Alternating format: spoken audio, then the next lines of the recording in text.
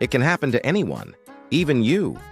You're peacefully pruning tomatoes and then, bam, the cameraman spots it. The ambush, the garden villain, powdery mildew.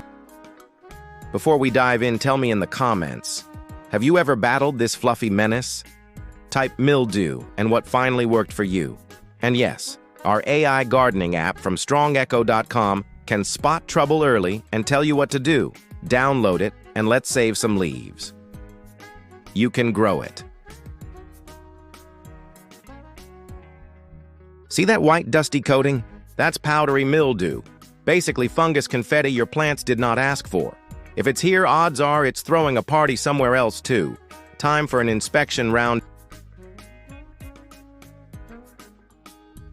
Cucumber, infected. Melon, also infected, big time.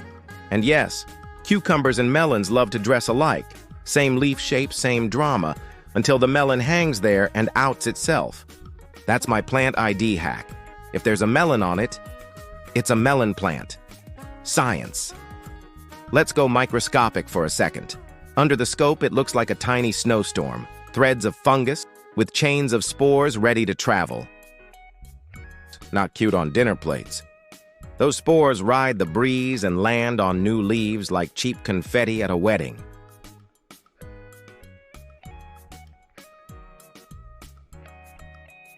Here's another melon plant heavily powdered.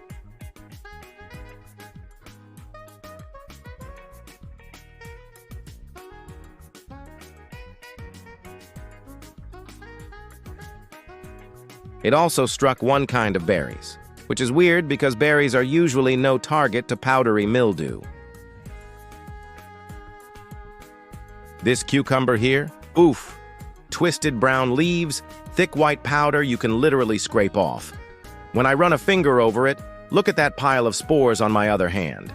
That's millions of tiny start-a-colony packets. If your plant looks like this, it's probably not bouncing back. Think of it as a donor plant for the compost after you remove the worst bits. So, what is powdery mildew, really? It's a group of fungi that specialize, like picky eaters, the kind on cucurbits, zucchini, cucumber, melon, pumpkin, usually sticks to that family. That's why our tomatoes are chilling today. Tomatoes can get their own rare kind in some regions, but cucurbit powdery mildew isn't jumping to your tomatoes.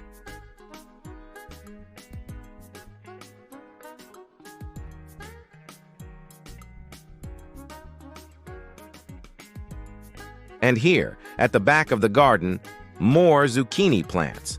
Yes, the leaves are starting to show that powdery mildew frosting, but look closer, the plants are still producing zucchinis.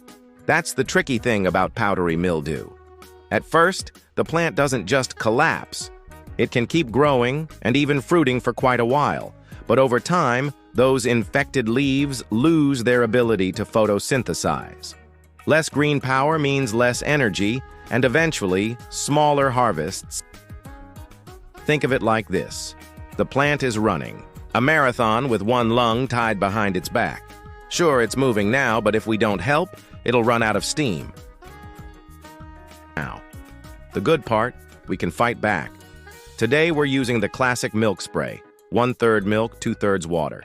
Cheap, fast, weirdly satisfying. Why does it work?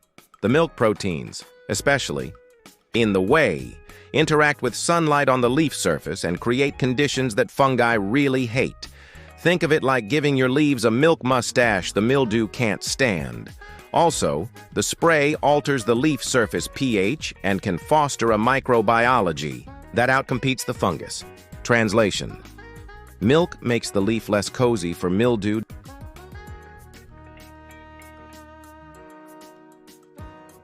We remove the worst leaves. Not all of them, just the ones that are caked in white and basically beyond saving. That cuts down the spore load, so the spray has a chance. Dispose of those leaves away from the plants. Don't let them shed more confetti on your patch.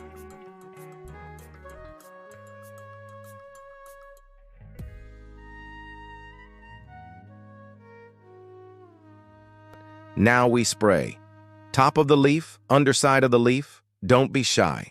Light, even coverage until it just starts to glisten. And yes, spray the leaves that look healthy too. Powdery mildew loves to show up late to the party. Prevent those surprised spots by treating everything nearby. If you can, do this when there's good light coming but not the scorching midday sun, so the milk can do its photochemical thing without cooking your plants or drying too fast. While we're spraying, prevention tips for later. Give your plants space to breathe. Airflow is your best friend. Prune a little, thin a little. Water at the base, not over the leaves, and earlier in the day so foliage dries quickly. Harvest frequently to keep the plant's energy balanced and avoid heavy nitrogen feedings that push soft, mildew-friendly growth. And if you can choose resistant varieties next season, do it. Future, you will send a thank you card. By the way, milk isn't the only option.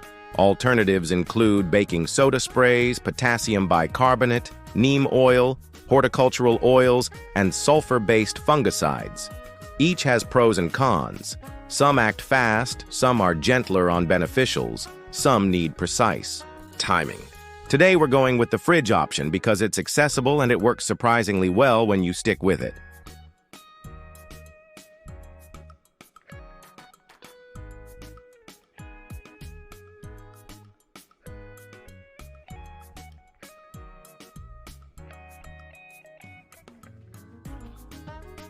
While we're myth-busting, see the white stuff on the apple tree branches? That's not the same powdery mildew you're seeing on these leaves. Looks similar from a distance, different problem on wood, different treatment, different timing. We'll keep this video cucurbit focused and not mix cases.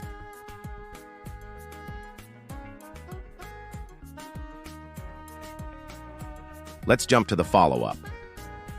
1 week after the first treatment, most of the courgette leaves look much cleaner. That gray-white film has backed off.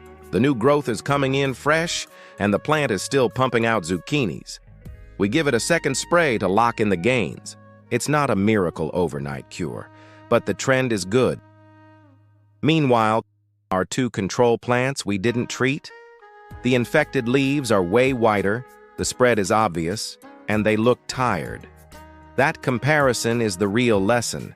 With powdery mildew, consistency wins. A couple of rounds of treatment plus airflow tweaks usually turn the tide. A note on expectations. You're managing a disease, not banishing it to the shadow realm. The goal is to slow it down, protect the healthy leaves, and keep the plant productive through the season. That's a win. As for that severely infected cucumber we saw earlier, sometimes the kindest thing is to remove the worst plant, protect the rest, and move on. Garden triage. Let's recap the quick playbook. Spot a few white patches. Remove the worst leaves. Mix 1 part milk, 2 parts water.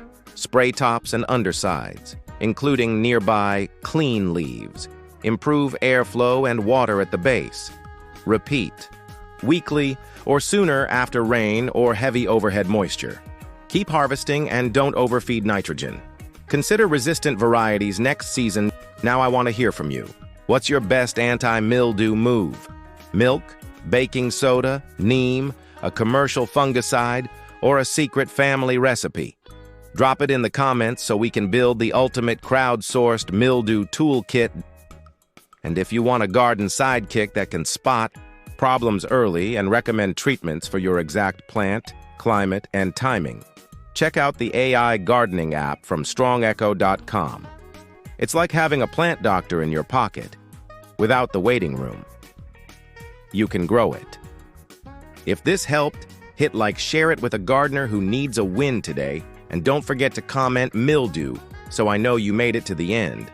See you in the next one, hopefully with fewer fungal snowstorms and more zucchinis the size of baseball bats.